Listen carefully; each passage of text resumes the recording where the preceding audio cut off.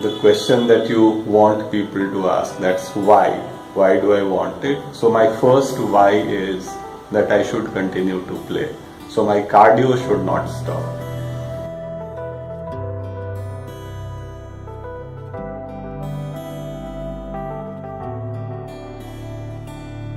I am aging, I like to play. So my why is that I should stay fit, I shouldn't have those aches. That's one. The fringe benefit is that you look better. I like running, but I don't want to run. It's boring versus playing.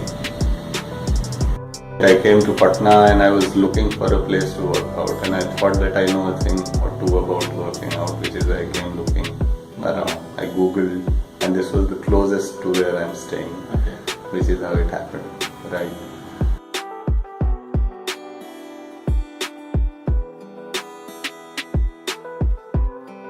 Call it core, so I'll call it core. And I thought that tucking the tummy in is all that one has to do to keep the core strong. But somewhere I've learned so many different variations of that plank and those crawls and walks.